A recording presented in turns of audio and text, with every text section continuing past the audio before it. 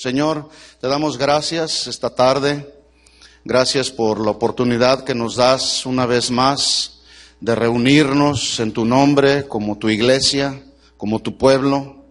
Y no solamente, Señor, hemos expresado con nuestros cantos de alabanza y nuestros cantos de adoración que tú eres digno de suprema alabanza, sino también, Señor, que nuestra vida misma hable, Señor.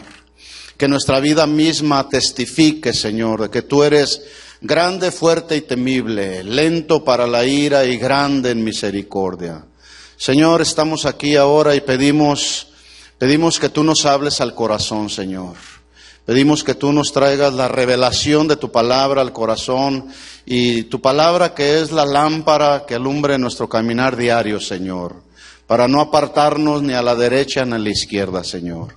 Porque queremos siempre, Señor, estar en el centro de tu perfecta voluntad. Así que, Señor, danos la sabiduría, la inteligencia espiritual para poder discernir, entender y atender a tu palabra, Señor. En el nombre de Jesús te pedimos todo esto, Señor. Amén. Amén. Bien, tome su lugar y vaya conmigo al libro de Eclesiastés, capítulo 5. Eclesiastés capítulo 5. Hemos estado hablando de algunos temas individuales. No hemos venido desarrollando una serie en sí misma, pero Dios en su soberanía, en su perfecta voluntad, nos ha ido guiando a estar hablando algunos de estos temas. Hablamos acerca de la importancia de reconocer que Él es el único digno de suprema alabanza y de suprema adoración y que su pueblo debe alabarlo, debe exaltarlo sin importar la situación en nuestra vida, porque es muy fácil alabar y adorar al Señor cuando todo nos va bien, ¿verdad? Pero el verdadero Hijo de Dios, nacido de Dios, alaba, exalta y proclama al Señor en todo tiempo. En todo tiempo debe de estar su alabanza en nuestra boca, porque Él es digno, porque Él es Dios, Él es el Señor y Él merece toda gloria, toda honra y todo honor. ¿Cuántos dicen amén? También estuvimos hablando hace 2 semanas atrás, yo estuve compartiendo con ustedes un tema que titulé Peleando la buena batalla de la fe. Y es que el cristiano está en una batalla, estamos en una batalla y es una batalla de todos los días. Y le tengo buenas noticias, esa batalla no se va a terminar. Se va a terminar solamente hasta cuando el Señor nos llame a su presencia o Él venga por segunda vez. ¿Cuántos están esperando al Señor? Bueno, seguiremos, en tanto no viene el Señor, seguiremos experimentando una batalla en la vida cristiana, porque así es, la vida cristiana es una batalla. Pablo le dijo a Timoteo, pelea la buena batalla de la fe. Y hoy, dentro de esos temas que vamos a estar tratando también, voy a hablarles algo que tiene que ver con el dinero. Algo que tiene que ver ¿con qué?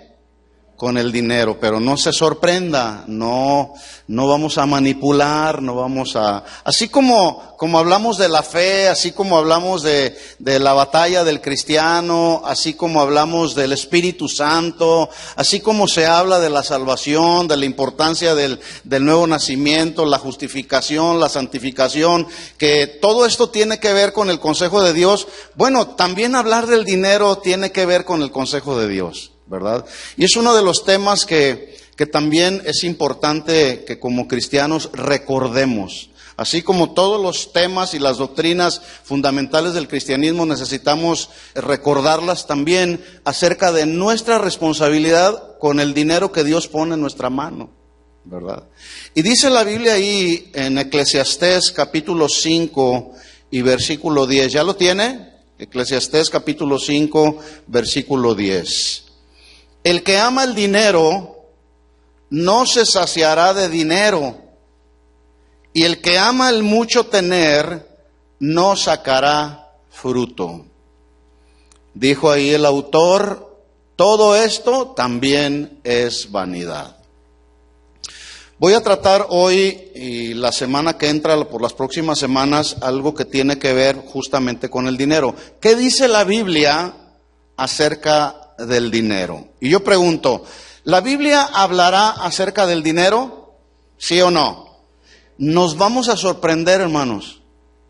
de cómo la Biblia habla acerca del dinero y habla de una manera abundante, habla de una manera equilibrada, habla de una manera consistente, contundente.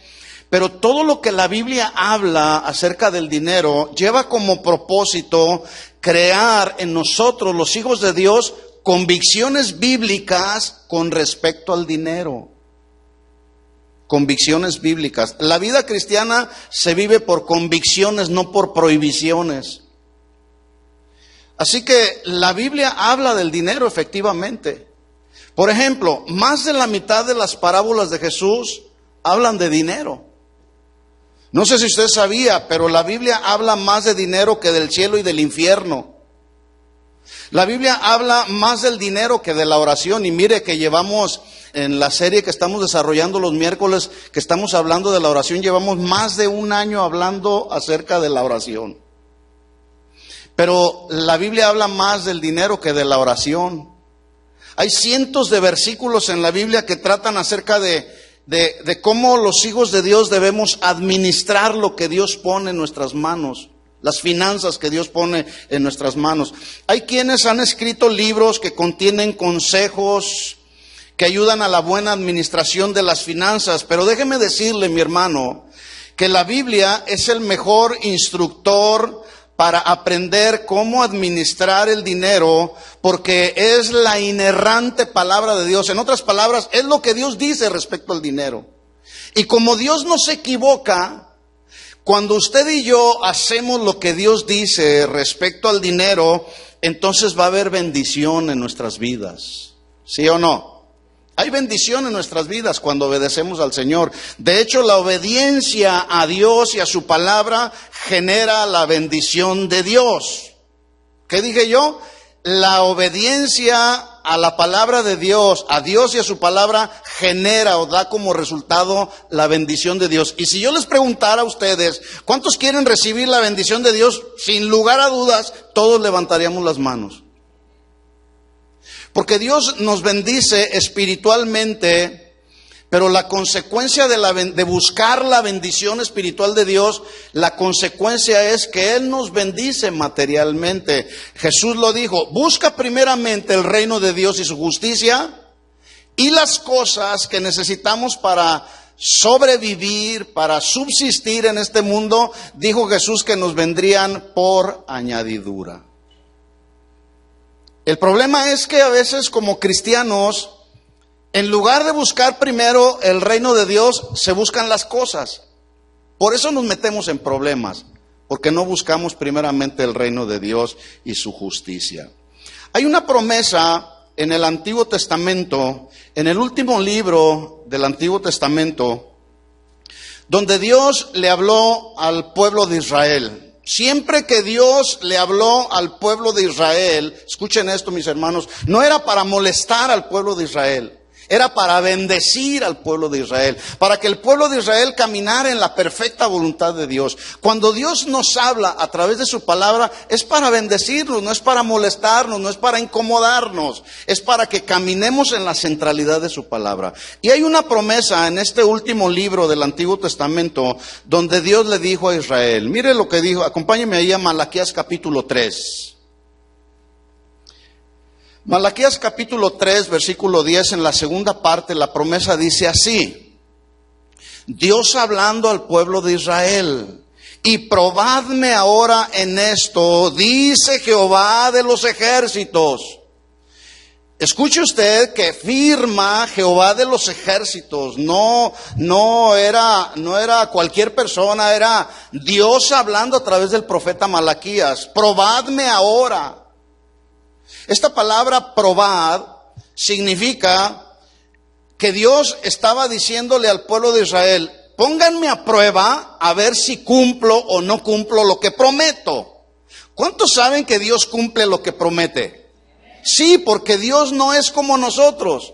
Dios no es hijo de hombre para arrepentirse. Lo que Él dice, Él lo hace y Él lo cumple, porque es Dios. Y Él siempre permanece fiel al pacto.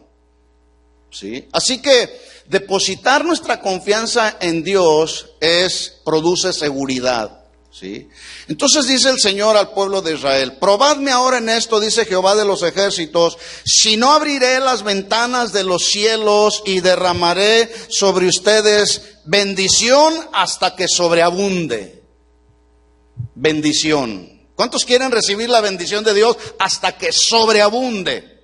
Todos somos el recipiente de la bendición de Dios porque somos el pueblo de Dios. Déjeme decirle que la figura que presenta esta frase, abriré las ventanas de los cielos y derramaré bendición hasta que sobreabunde, la figura que representa esta frase es como aquella vasija. Vamos a suponer que esta es una vasija que está llena de la bendición de Dios. Cuando dice ahí el profeta Malaquías, hablando de parte de Dios, les abriré las ventanas de los cielos y derramaré sobre ustedes bendición hasta que sobreabunde, la figura que presenta la expresión es de esa vasija que se vacía completamente sin quedar absolutamente nada de la bendición de Dios. Así es Dios. Dios vacía completamente su bendición a aquellos recipientes que están listos y dispuestos para recibir la bendición de Dios. ¿Cuántos quieren recibir la bendición de Dios? Y quiero decirle y aclararle que la bendición a la que me estoy refiriendo es bendición espiritual. ¿Sí? Porque cuando caminamos en la bendición espiritual de Dios, ya lo dije y lo vuelvo a repetir, las cosas que necesitamos vienen por añadidura. La bendición que Dios prometió al pueblo de Israel en este versículo es una bendición material, ¿sí? Pero esa bendición material estaba condicionada.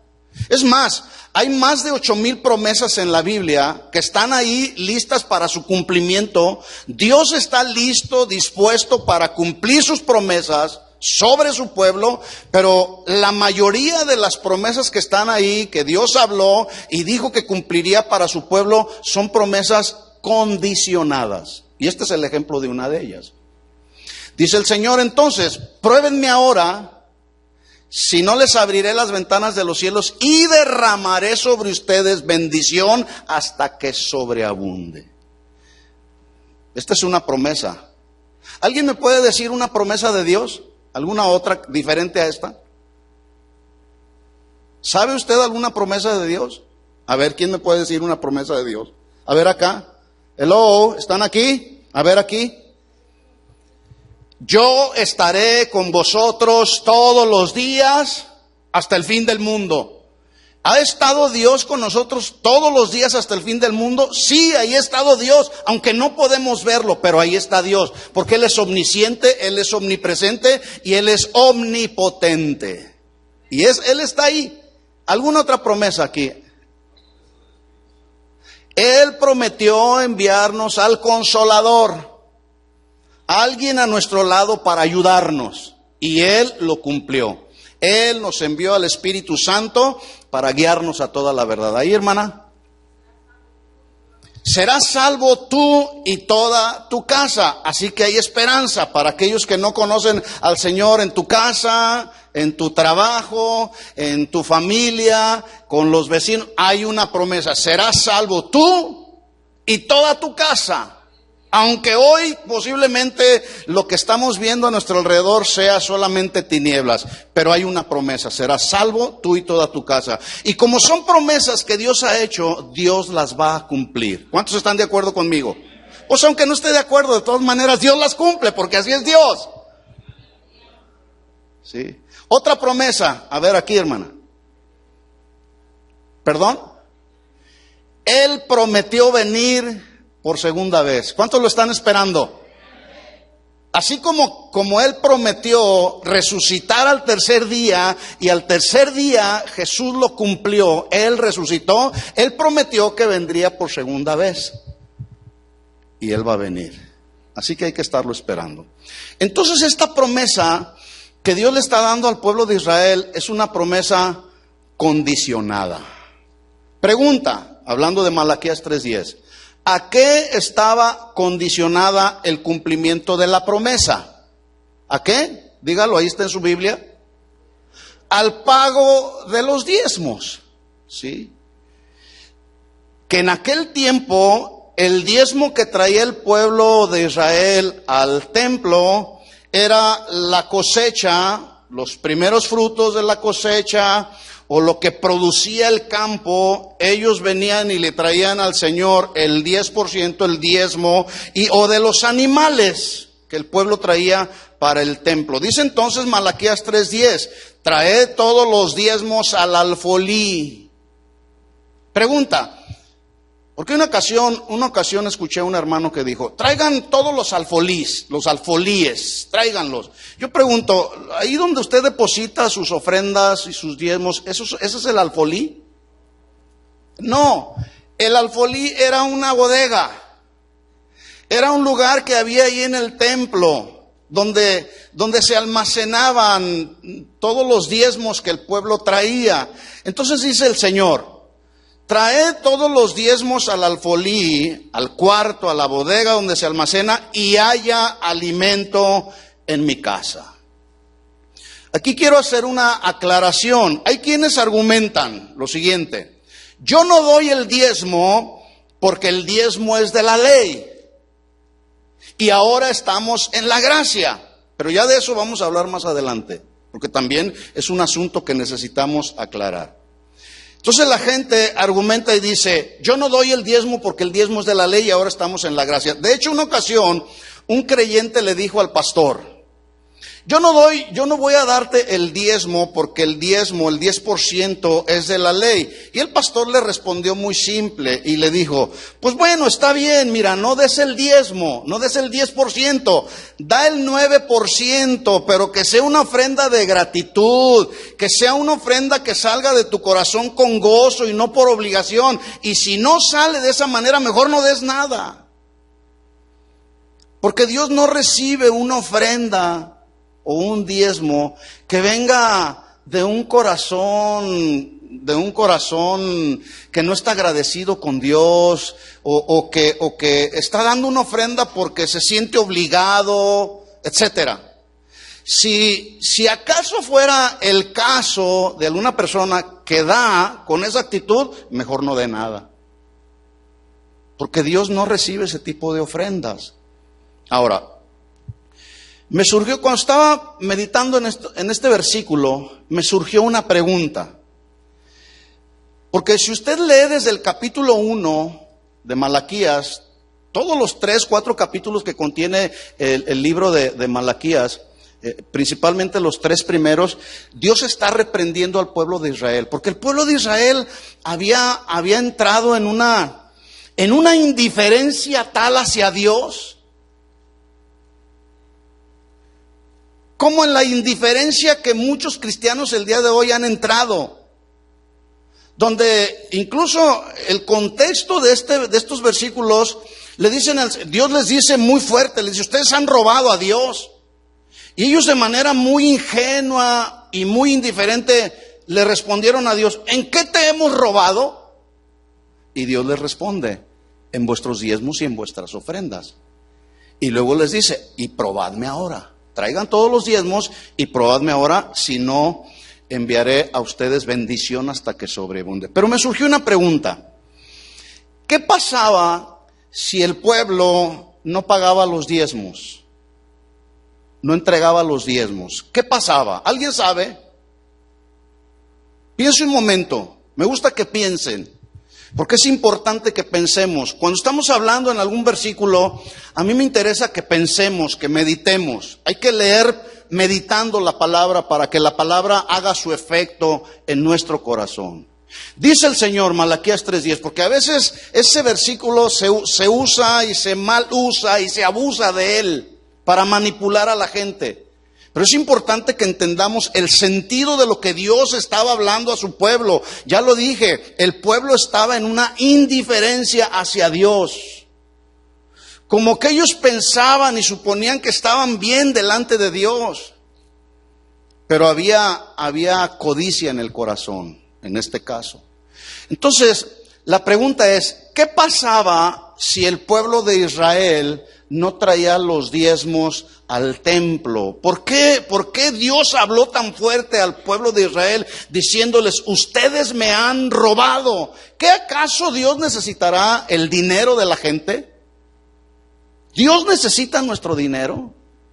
Bueno, si ya sabemos que Dios no necesita nuestro dinero, entonces la pregunta sigue ahí. Espero que esté meditando y pensando. ¿Por qué Dios los reprendió? Porque no pagaban los diezmos. ¿Qué era lo que pasaba si el pueblo de Israel no traía los diezmos al alfolí o al templo, a la casa del Señor? A ver allá.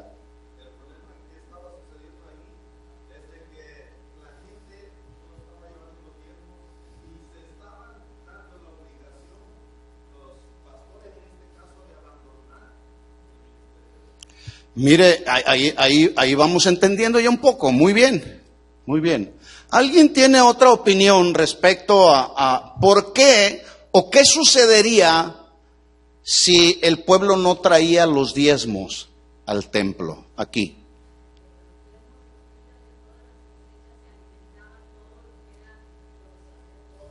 Muy bien, muy bien, muy bien, muy bien. Yo le voy a dar fundamentalmente 3 consecuencias que sucedían cuando el pueblo de Israel no traía los diezmos al templo. Número 1, la primera consecuencia que era trágica y era muy lamentable es que caía una maldición a todo el pueblo por robar. Dios lo dijo así: malditos sois. Wow, eso suena fuerte, ¿eh? Y la palabra traducida del hebreo, malditos, la traducción en el hebreo es abominables, que suena mucho más fuerte. Si ya en sí misma la palabra maldito suena fuerte, abominable suena todavía mucho más fuerte. Entonces dice Dios, malditos sois con maldición, porque ustedes, la nación toda, me habéis robado. ¿Qué había hecho la nación? Habían robado a Dios. Y vuelvo a preguntar, ¿esto significa que entonces, o sea, Dios está hablando esta maldición porque Dios necesitaba el dinero de la nación? No, mis hermanos, Dios no necesitaba el dinero en sí mismo de la nación. Escuchen esto, Dios necesitaba un corazón generoso, debido a que Él había dado un mandamiento para que de lo que Dios les bendecía a través de la cosecha, a través del ganado, ellos llevaran al templo, porque había dado mandamiento para que los sacerdotes y levitas vivieran e hicieran la obra del ministerio dentro del templo, y no tuvieran necesidad de trabajar en las labores de la agricultura o del cuidado de los animales, para que se dedicaran completamente y 100% a la obra espiritual dentro del templo. Recuerde usted que Dios bendijo a la mayor parte de las tribus de Israel, pero a la tribu de Leví les dijo, yo voy a hacer su porción. Ustedes no van a tener herencia. La herencia para ustedes, para la tribu de Leví, voy a hacer yo mismo. ¿Cómo Dios iba a bendecir al pueblo de Israel? Es decir, a la tribu de Leví, perdón. ¿Cómo Dios los iba a bendecir? ¿Cómo Dios los iba a sostener? A través de lo que el pueblo traía, representado en ofrendas y en diezmos. De ahí lo que el pueblo traía al templo, de ahí se repartía para los sacerdotes y levitas, para que ellos cumplieran con las labores del templo. Entonces, había una maldición si el pueblo de Israel no traía los diezmos. Otra consecuencia que venía como resultado de no traer los diezmos es que justamente los sacerdotes y los levitas, al no haber provisión, se veían obligados a abandonar sus ministerios en el templo para convertirse en trabajadores de la agricultura. Esa era otra consecuencia. Y la tercera consecuencia es, y creo que es ninguna de ellas deja de ser menos grave, pero yo creo que esta era muy grave, la tercera consecuencia. El servicio de la adoración e instrucción en el templo se paralizaba. En otras palabras, se cerraban las puertas del templo. Ya no había adoración a Dios. Ya no había sacrificio a Dios por los pecados del pueblo. Yo quiero que ponga atención en esto, porque esto sucede.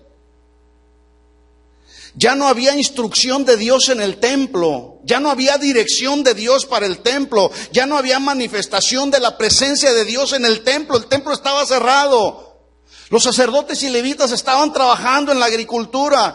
Y por lo tanto, entonces, como ya no había adoración, como ya no había sacrificio por los pecados del pueblo, el pueblo empezó a hacer y a actuar como mejor le parecía en sus delitos y pecados. ¿Todo por qué? Por no atender al mandamiento de Dios de traer los diezmos a la casa del Señor. A lo mejor usted podrá decir, bueno, eso le pasó a Israel en el tiempo de Malaquías por rebelde y desobediente. ¿Sí lo ve claro ahí lo que le pasó al pueblo de Israel? El pueblo de Israel fue como en el tiempo de los jueces. Dios levantaba un juez, un líder para el pueblo de Israel, y el pueblo de Israel se enderezaba. Moría el líder y el pueblo se desenfrenaba. Siguió sucediendo lo mismo. Llegamos al tiempo del profeta Malaquías y el pueblo de Israel seguía obstinado en su rebeldía y en su desobediencia a Dios. Pleno siglo XXI, estamos viviendo pleno siglo XXI, mis hermanos. Y la rebeldía y la desobediencia del pueblo de Dios en este tiempo sigue latente. Porque no nos alineamos a la palabra del Señor. Por eso tenemos a veces tantos problemas. Yo lo he dicho en otras ocasiones, el problema de los cristianos no es un problema de dinero, es un problema de obediencia a la palabra. Porque cuando nos alineamos a lo que dice Dios en su palabra, nos va bien, hermanos. Nos va bien. Y es mejor alinearnos a lo que dice Dios en su palabra. Ahora, esto le sucedió al pueblo de Israel, ya lo dije, por rebelde y desobediente. Pero la pregunta es, ¿será posible que lo que le sucedió al pueblo de Israel en el tiempo de Malaquías pudiese pasar en nuestros días? ¿Sí o no? Sí. Lamentablemente la respuesta es sí, y ya lo estamos viendo en el día de hoy. Faltan verdaderos sacerdotes en el templo. ¿Qué dije? Faltan verdaderos sacerdotes en el templo, entiéndase, predicadores y maestros serios de la palabra que alimenten al pueblo con pastos frescos tomados de la presencia de Dios. Hoy muchos predicadores ya lo único que hacen es ir al internet y copiar por ahí algún mensaje, sacarlo de ahí, pegarlo en sus notas y vamos, esto es lo que Dios me dijo. Pero ya muchos predicadores, sacerdotes del templo, ya no están yendo a la presencia del Señor y preguntándole al Señor, Señor, ¿cuál es el mensaje que tú tienes para el pueblo en este día? No, ya lo agarran del internet y dicen, este es el mensaje de Dios. Yo les decía hace unas semanas atrás, para mi sorpresa, aquí en el estado de California, la mayor parte de las iglesias cristianas evangélicas que hay, que son muchas, la mayoría, el 50% de las iglesias cristianas evangélicas son el resultado de una división. No es porque se están abriendo nuevos ministerios y por eso las iglesias cristianas evangélicas se están multiplicando. Muchas de ellas son el resultado de una división. Y ya se dividió la iglesia y pues tú por tu lado, yo por mi lado, y aquí estamos ahora. Y ahora somos otra iglesia. Y así se han multiplicado, ¿verdad? ¿Todo por qué? Porque faltan verdaderos sacerdotes dentro del templo, que hagan su labor con integridad, o que hagamos nuestra labor con integridad. Y no se diga de verdaderos levitas santos consagrados a Dios y dispuestos a que el fuego de Dios en el altar no se apague, mis hermanos. Dios llamó en la antigüedad al pueblo de Israel y a los levitas y les demandó y les dijo que el fuego de Dios no se apague en el altar. Entiéndase, la santidad de Dios en el altar, que no se apague. Hoy hay mucho pecado en el altar. Sí.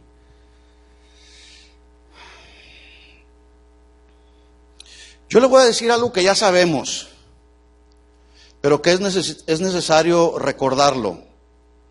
Hoy hay mucha manipulación, y voy a usar una palabra fuerte, pero es la verdad. Hay mucha manipulación y prostitución ministerial en muchos templos y en muchos altares, y debido a eso ya no hay presencia e instrucción de Dios en el altar. El pueblo de Dios ya no está recibiendo la instrucción por parte de los sacerdotes como en el tiempo de Malaquías. El pueblo el día de hoy, en muchos lugares, en muchos sectores del cristianismo, el pueblo anda desenfrenado para un lado y para otro, porque hay mucha manipulación y prostitución en el ministerio. Están muy serios. En otras palabras, al pueblo de Dios y a los ministros de Dios les da lo mismo hacer a los ministros la obra del ministerio como bien les parece a ellos, y al pueblo de Dios le da lo mismo asistir o no asistir al templo el día del Señor. Bueno, el día que nos reunimos los cristianos, pues es el domingo. En esta congregación lo hacemos los miércoles, pero yo le he dicho en otras ocasiones, el día del Señor es todos los días, no nada más cuando los cristianos nos reunimos.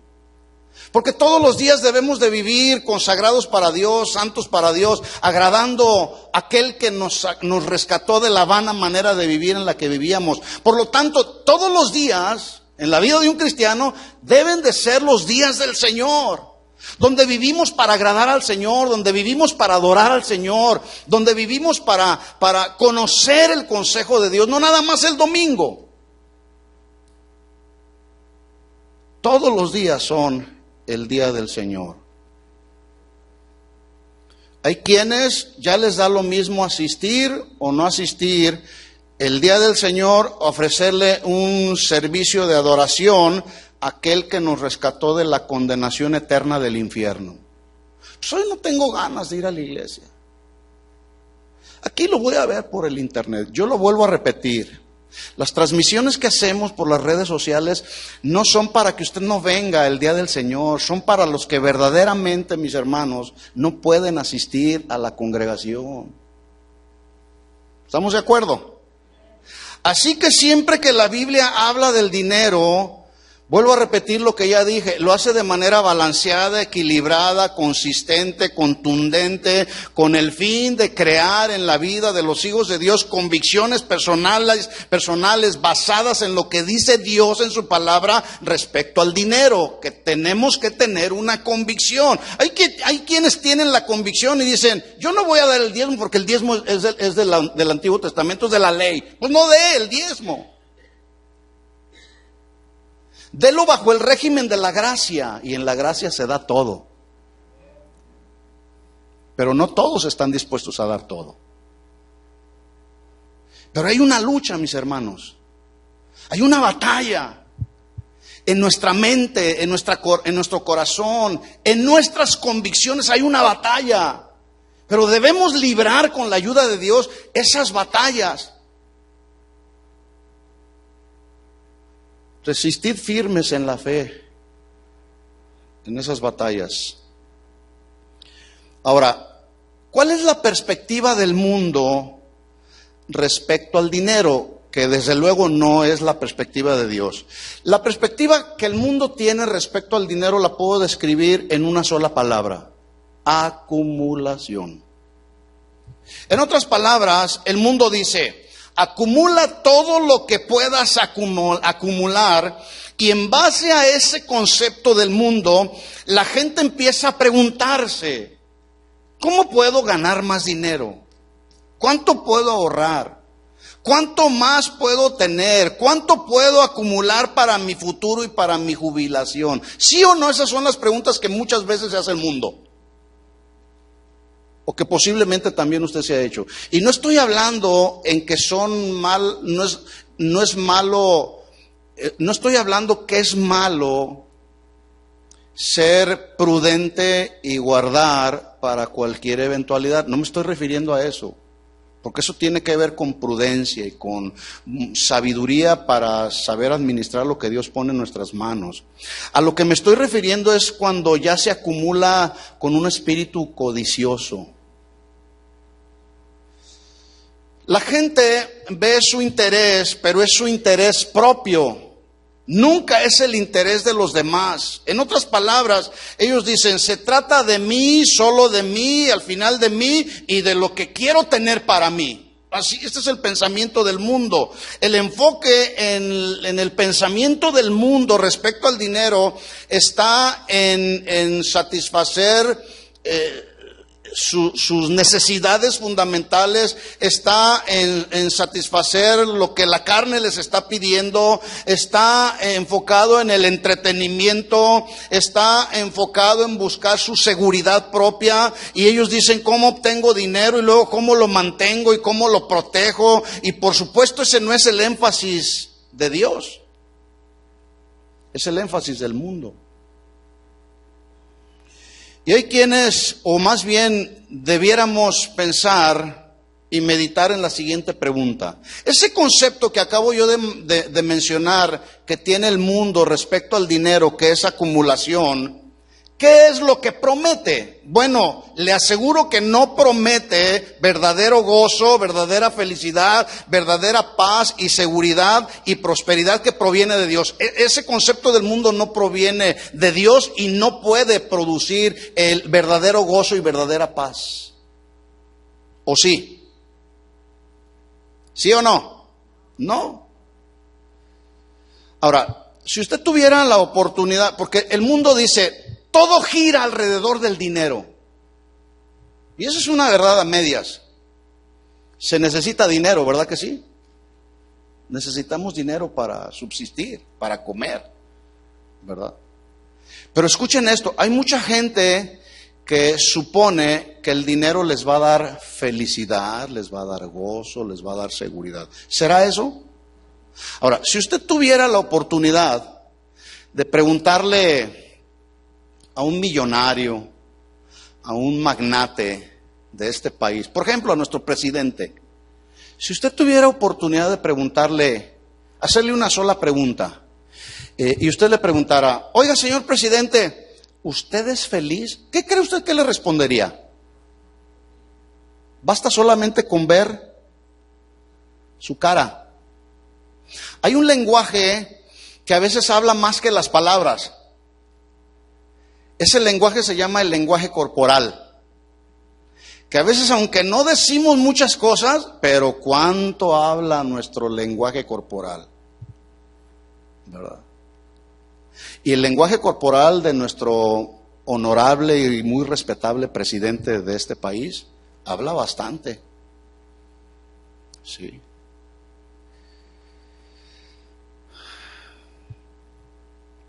El dueño de la Ford Motor Company, Henry Ford, en una ocasión, antes de morir, él dijo, yo era más feliz haciendo el trabajo mecánico que ahora que estoy haciendo dinero. Y vaya que acumuló mucho dinero. Y sus hijos siguen acumulando mucho dinero. Otro millonario también antes de morir dijo, hay gente tan pobre que conozco en la vida que lo único que tienen es dinero. Entonces la pregunta que nos ocupa en este tema es, ¿cuál es el punto de vista de Dios respecto al dinero? ¿Qué dice Dios en su palabra respecto al dinero? Alguien respondió a esta pregunta de manera muy general. Y la respuesta que dio fue la siguiente: ¿quieres saber lo que Dios piensa acerca del dinero? Solamente mira a aquellos a quienes Dios les ha dado dinero. ¿Hay alguien en la Biblia que usted puede ver que Dios le dio dinero? Bueno, uno de ellos fue Job. Otro de ellos fue Abraham. Vamos a ver el ejemplo de Abraham. Ahí hay algo interesante en el ejemplo de Abraham. Acompáñeme a Génesis capítulo 13. Génesis capítulo 13. Solamente por mencionar a un personaje en la Biblia a quien Dios le dio dinero, ¿sí? Abraham. Génesis capítulo 13, versículo 2 dice, y Abraham era, ¿cómo era Abraham? Riquísimo. Riquísimo. Yo no sé cuál sea su platillo favorito, pero cuando usted tiene oportunidad de comer su platillo favorito, en una sola palabra usted puede describir cuánto usted está disfrutando su platillo favorito, y esa palabra es, este platillo está riquísimo, ¿verdad? Bueno, la palabra de Dios está describiendo la riqueza de Abraham con una sola palabra, era riquísimo. Y luego menciona en ganado, en plata y en oro. Ahora, para que tengamos una idea más o menos de la riqueza de Abraham, déjeme decirle que en el tiempo de Abraham, un anciano que era jerarca de una tribu árabe, en los tiempos de Abraham, era considerado rico cuando era propietario de 100 o 200 carpas o tiendas en las que andaban. Y alguien que tenía 200 carpas decía, ese hombre, ese árabe es riquísimo, es rico. Ese hombre es rico. Pero también era considerado rico cuando tenía de 60 a 100 camellos. Y también era considerado rico si tenía 1000 ovejas y 1000 cabras. Cuando alguien cubría con todos estos requisitos, podían decir, ese hombre verdaderamente es rico. Pero la Biblia dice de Abraham que él era riquísimo. En otras palabras, significa que la riqueza de Abraham excedía a la riqueza de los jerarcas árabes. Y la pregunta que yo tengo para ustedes es, ¿esto significa que Abraham era riquísimo porque era un hijo favorito de Dios? Porque el día de hoy se manipula mucho la riqueza de Abraham. Incluso hay muchas personas que detrás de un púlpito le dicen a la gente, ¿cuántos quieren ser ricos como Abraham? Es más, ¿cuántos quieren ser riquísimos como Abraham? Y pues obviamente toda la gente, si yo les preguntara a ustedes, ¿cuántos quieren ser riquísimos como Abraham? Bueno, pues más de alguno iba a levantar su mano, pero la pregunta que yo tengo es, ¿por qué Abraham era riquísimo? ¿Por qué era un hijo favorito de Dios?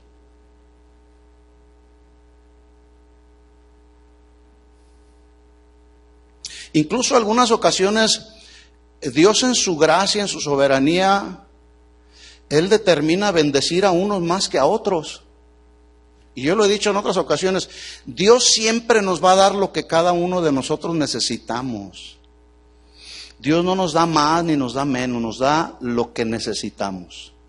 De hecho, Salomón dijo, no me des riquezas, no me des pobreza, manténme del pan necesario, porque si me das mucho me olvido de ti, si me das poco reniego de ti. Manténme con el pan necesario. Y Dios nos da lo que necesitamos cada uno. Abraham le dio mucho, pero había una razón. No hizo riquísimo Dios a Abraham nomás por hacerlo. Abraham era un hombre que confiaba y era obediente a Dios.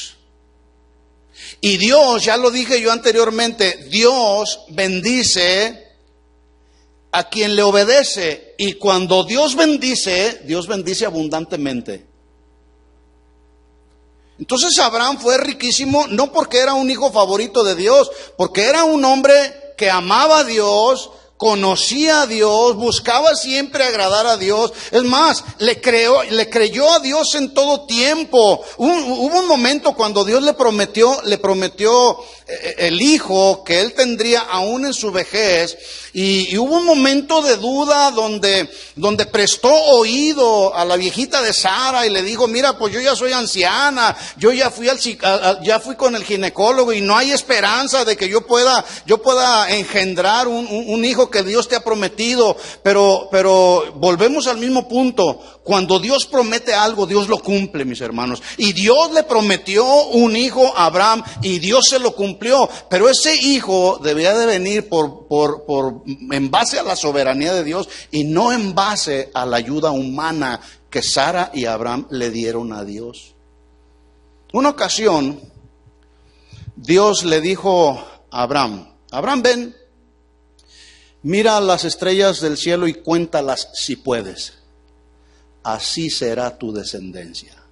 Yo me imagino que Abraham estaba ahí: así será mi descendencia. Pues yo ya soy avanzado de edad y la viejita de Sara pues es estéril también. ¿Cómo será eso? Y en otra ocasión Dios lo lleva a la playa y le dice: cuenta la arena del mar si puedes. Así será tu descendencia.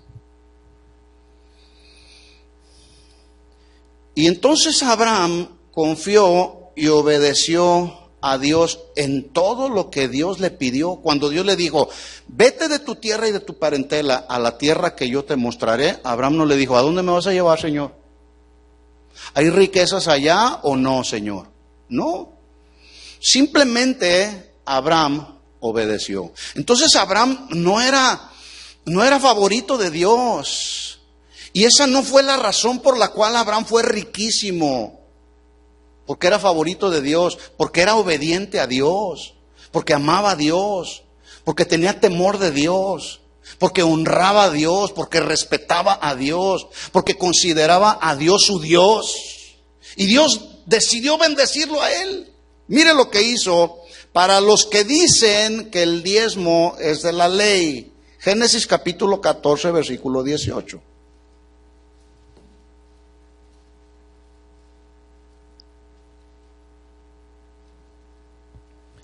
Para aquellos que dicen: yo no doy el diezmo porque el diezmo es de la ley. Aquí todavía no se había dado la ley, porque la ley fue dada por Dios a Moisés.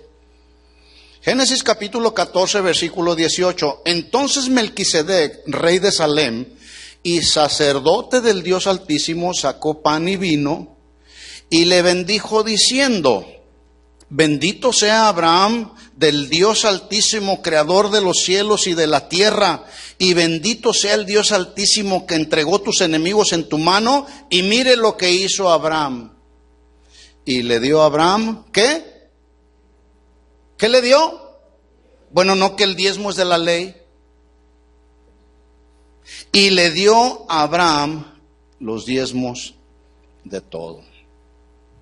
Así que, mis hermanos, el punto de vista del mundo jamás garantizará ningún tipo de seguridad y verdadera paz y gozo al corazón de los hijos de Dios. Jamás. Ni a la gente que no conoce a Dios. Pero debemos entonces poner atención en lo que Dios dice con relación al dinero, para que podamos desarrollar en nuestra vida convicciones y creencias firmes respecto al dinero. Hace unas semanas atrás yo les compartí un mensaje en dos partes que titulamos Peleando la buena batalla de la fe, donde fe es creer y confiar en Dios y en su palabra, pero también fe tiene que ver con aquellos hijos de Dios que vivimos la vida cristiana creyéndole a Dios, confiando en Dios y en su palabra, porque ese es el camino de la fe. Por lo tanto, los creyentes, ¿cuántos creyentes hay aquí? Debemos vivir por fe y no por lo que se ve. ¿Cómo debemos vivir? Por fe. Y fe es la certeza de lo que se espera, la convicción de lo que no vemos. Ahí es donde se activa la fe. La salvación que tú no ves para tu familiar, es ahí donde se activa la fe. Eso es fe. Porque fe no tendría sentido si estamos viendo lo que estamos esperando. Entonces, hay una batalla de la fe. El justo por la fe vivirá. La vida cristiana ha sido y seguirá siendo siempre una batalla constante, pero en tanto Dios no venga o nos llame a su presencia, seguiremos en esa batalla, pero en esa batalla debemos de seguir confiando en ese Dios que nos rescató, en ese Dios que nos salvó, en ese Dios que pagó el precio por nuestra vida. Las batallas que todos estamos enfrentando son batallas que tienen que ver con nuestra naturaleza pecaminosa. Nuestra peor batalla es con nosotros mismos. Hay una batalla en nuestro ser interior con esta naturaleza humana. Hay una batalla que todos enfrentamos con respecto al sistema de pensamiento de este mundo que está gobernado por Satanás. Hay una batalla, hay una lucha. Las batallas que estamos enfrentando también son en contra de doctrinas, filosofías de demonios, son en contra de comportamientos y conductas, convicciones perversas de la gente de este mundo, gobernada y manipulada por el espíritu de Sodoma y Gomorra. La gente le dice a las lesbianas y a los homosexuales: no hay problema, Dios así te ama. Dios ama a una lesbiana, a un homosexual. Dios ama a la gente, no ama la conducta de la gente. Ese tipo de comportamientos de la gente, porque eso es pecado. Dios no creó a Adán y a Adán, ni a Eva ni a Eva. Dios creó a Adán y a Eva. Varón y hembra los creó. Y a través de la unión del varón y la hembra se forma la familia. Ese es el diseño de Dios. Pero estamos en una guerra. Y hoy más que nunca, mis hermanos. Y es una lucha fuerte contra esas conductas y esos comportamientos. Hay una lucha, inclusive, mis hermanos, hay una lucha con nuestras convicciones cristianas, hay una lucha con nuestro compromiso cristiano, y que parece que no, pero esas luchas vienen de muchas formas, de muchas maneras. Bueno, déjeme decirle que hay una lucha con las convicciones cristianas, el compromiso cristiano, hasta en los días festivos de este año. Hay una lucha. ¿Por qué digo esto? En este país hay 13 días en el año que en la mayoría de los casos no se trabaja y son oficiales. Más todos aquellos que la gente ha inventado, que no son oficiales, como el día del bombero, el día del plomero, el día del pastor, el día del pintor. Bueno, hasta el día del perico ya pusieron por ahí algunos. Déjeme decirle que muchos de esos días que son oficiales se han convertido para muchos creyentes en una lucha contra nuestras convicciones cristianas, debido a que hay quienes le dan más importancia a cualquiera de esos días que al día del Señor. Un solo amén. Pero aunque haya muchos amenes, esa es la verdad. Porque vuelvo a repetir, es una lucha, mis hermanos, contra mi compromiso cristiano, contra mi convicción cristiana. Sí. Por ejemplo, hace unos días alguien me preguntó: oye, ¿vamos a tener servicio el miércoles 4 de julio? No sé si usted tenga esta pregunta. Sí. Alguien me hizo esta pregunta. Vamos a tener servicio. ¿Cuántos saben que nos reunimos los miércoles? Y este próximo miércoles es 4 de julio. Y alguien me preguntó: vamos a tener servicio el miércoles 4 de julio. Y yo le respondí con otra pregunta: ¿y por qué no? ¿Hay alguna razón más importante que alabar y adorar y recibir el consejo de aquel que me salvó y me rescató y me dio una vida nueva? ¿Hay algo más importante que eso? Pregunto.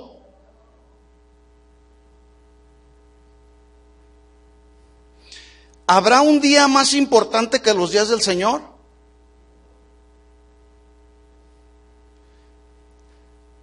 Si usted fue la persona, o si usted tenía esta pregunta, ¿habrá servicio el miércoles 4 de julio? La respuesta ya la tiene ahí. No hay nada más importante, no hay ninguna fecha más importante, aunque sea oficial. No hay una fecha más importante que los días en los que el pueblo de Dios nos reunimos, que los días del Señor. ¿O sí hay algo más importante? Entonces, ¿habrá reunión el miércoles 4 de julio donde todos los cristianos nos reunimos para alabar, para adorar al Señor y recibir el consejo de Dios? ¿Habrá reunión, sí o no? Sí, sí va a haber. Esa es la respuesta. Y de una vez y por todas, mis hermanos, por lo menos de esta congregación, y a todos los servidores de esta congregación, los días oficiales y los no oficiales no son más importantes que los días del Señor. Por lo tanto, no suspenderemos ningún servicio de adoración a nuestro Salvador a menos que el edificio se esté quemando. No suspenderemos ningún servicio a menos que haya alguna causa de fuerza mayor, como que el Señor vino por su iglesia el día que teníamos servicio. Así que no vuelva a preguntar si por ahí de repente alguna de las fechas oficiales caen por obra de la casualidad, caen en un día en que los cristianos nos reunimos. No vuelva a preguntar, ¿habrá servicio el miércoles o el domingo? ¿Sí queda respondida la pregunta para los que hicieron la pregunta? ¿Queda respondida la pregunta, sí o no? Bueno, porque no, la convicción que tenemos no es mayor que el día del Señor. Hay una lucha que debemos enfrentar en contra de la tecnología mal usada. Estoy hablando de las luchas que estamos enfrentando, ¿sí? Hay una lucha con el teléfono celular, con las computadoras, que lo único que están haciendo es dañar, menospreciar, dividir y aislar la familia. Hay una lucha, mis hermanos. En otras palabras, tenemos una lucha hasta con el teléfono, la computadora, los videojuegos. Hay una lucha en contra de la rebeldía que se levanta en el corazón de nuestros hijos. Hay una lucha que no solamente con la gente de este mundo, sino hay una lucha en la vida de los creyentes. Es una lucha fuerte y es constante y es continua. ¿Sabe usted con qué? Con el dinero. Hay una lucha en la vida de muchos cristianos. Pero esa lucha hay que enfrentarla con fe, resistiendo firmes en la fe. Por lo tanto, para que una congregación sea sanamente edificada y sus miembros se mantengan en un equilibrio en la vida cristiana, escuchen esto, mis hermanos, lo que ya dije, debemos enseñar todo el consejo de Dios. ¿Qué debemos enseñar? Todo el consejo de Dios. ¿Qué significa anunciar todo el consejo de Dios? Predicar de la sana doctrina de manera clara, equilibrada, explicar el verdadero sentido de los textos de la Biblia, no tomando textos fuera de contexto para reforzar argumentos personales. ¿Qué más significa anunciar todo el consejo de Dios? Anunciar el consejo de Dios significa hablar del pecado y sus consecuencias y darle oportunidad a los pecadores que se arrepientan, que le den una respuesta al Señor. Hablar del consejo de Dios es hablar de la salvación, es hablar de la necesidad del nuevo nacimiento, es hablar de la justificación por fe y por gracia para que nadie se gloríe. Hablar del todo el consejo de Dios es hablar de la oración, pero también escuchen esto, mis hermanos, hablar todo el consejo de Dios tiene que ver con hablar del dinero también. ¿Por qué la Biblia habla tanto del dinero? Justamente por lo que acabo de decir, porque hay una lucha en la vida de los hijos de Dios con el dinero.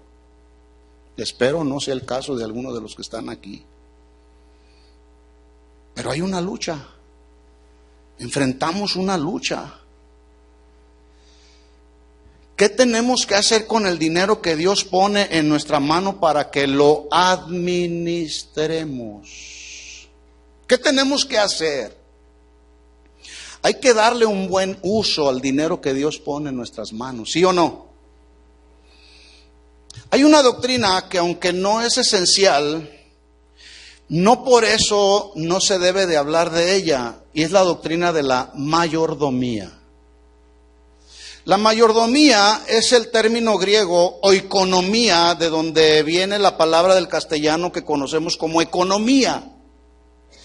Y la economía tiene que ver con la buena administración, la supervisión de la economía y de los bienes de Dios. Dios dijo a través del profeta Ageo: mía es la plata y mío es el oro. En el Salmo 24 también el Señor dijo: de Jehová es la tierra y su plenitud, y todos los que en ella habitan. Todo es de Dios. David dijo: todo es tuyo, Señor, y de lo recibido de tu mano te damos. ¿De quién es todo? Del Señor. Lo único que nosotros hacemos, mis hermanos, es administrar, supervisar, cuidar el dinero que Dios pone en nuestras. Por lo menos eso es lo que dice la Biblia. Y estamos hablando, el tema es ese. ¿Qué dice la Biblia acerca del dinero? Ahora, el no entender esta doctrina de la mayordomía y aplicar los principios que Dios habla en su palabra acerca de esta doctrina, el día de hoy ha creado que en muchas congregaciones que se precian de ser cristianas, lo pongo así entre comillas, su mensaje central o principal sea solamente hablar de dinero, riquezas, bienes materiales, y dicen ellos: te vamos a hablar de dinero, de riquezas, de bienes materiales. Pídele a Dios lo que estás necesitando materialmente hablando, para que entonces puedas tener un buen testimonio de bendición y prosperidad en tu vida, que es una bendición y una prosperidad que Dios te ha dado. Pero lo reducen todo a lo material y lo espiritual.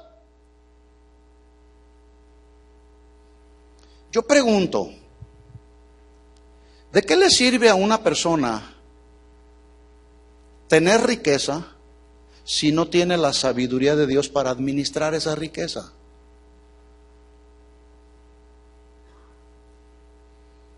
Y casos, yo le puedo contar un buen número de casos de personas que por alguna razón recibieron tal vez una herencia, cientos de miles de dólares, y en 1 o en 2 o en 3 meses, dependiendo de la cantidad, se lo acabaron. Y lejos de haber sido una bendición, se viene a convertir en una maldición. ¿Por qué? Porque el dinero puesto en las manos de alguien que no tiene sabiduría para administrarlos es un problema. Le crea un problema. Pero qué diferente es que Dios pone en nuestras manos el dinero y entendemos que ese dinero Dios lo puso en nuestras manos para que lo administremos y lo distribuyamos como Dios nos dice que debemos de distribuirlo, y entonces ahí Dios bendice. ¿Qué hace Dios? Dios bendice.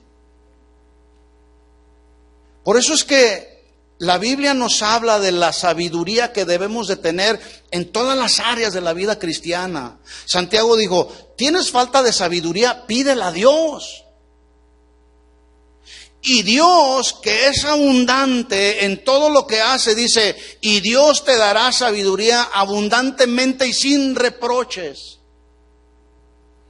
Porque así es Dios, Dios es abundante, ¿verdad?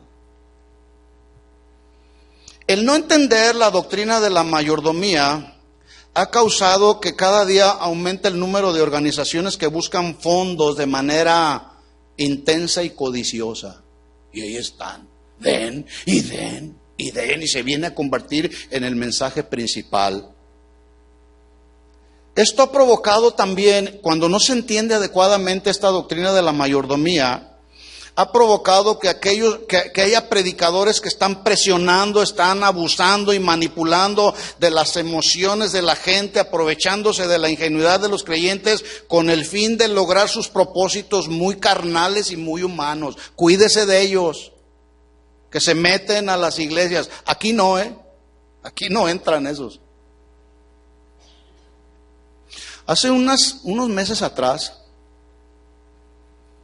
alguien me dijo: a partir de enero de ustedes lo saben, algunos de ustedes lo saben, yo compartí con ustedes un proyecto de ahorro que le pusimos el proyecto para la casa de mi Dios. ¿Cuántos saben de esto? Algunos de ustedes se han involucrado, ¿sí? Y estamos en este proyecto de ahorro. Y platicando yo con alguien que es cristiano, así, cristiano, un poco light, me dice: mira, yo te voy a dar un consejo. Dice: contrátate a un profesional recaudador de fondos y llévalo a la iglesia para que te recauden fondos.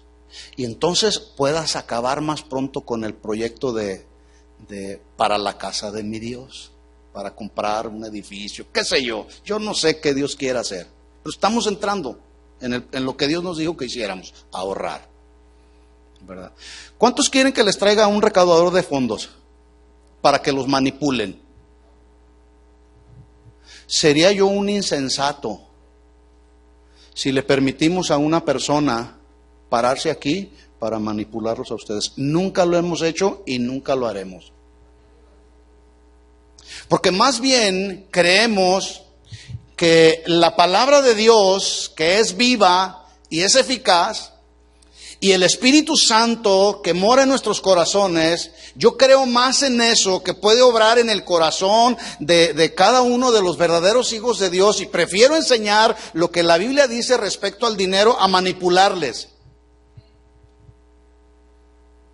Porque de esos manipuladores y abusadores ya hay muchos, ¿sí? Por lo tanto, los creyentes, todo este tipo de cosas que están sucediendo en algunas congregaciones ha provocado que surja una generación de creyentes que cuando se habla de dinero inmediatamente se ponen a la defensiva.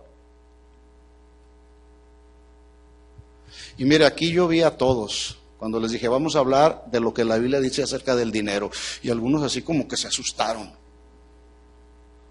Es posible, no lo sé. Si tú vienes de otro ministerio, es posible que en algún otro ministerio te defraudaron, te manipularon y te quitaron tu dinero. A ver, vamos a hacer una prueba. ¿Cuántos de los que están aquí, si es que usted viene de otro ministerio, a cuántos de ustedes les quitaron, les manipularon y los defraudaron con dinero? Levanten la mano.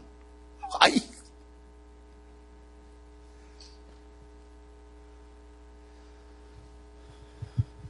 Bueno, el hecho de que usted haya sido maltratado en esa área no significa que usted se tiene que poner a la defensiva, porque aquí no lo hemos hecho, o sí lo hemos hecho.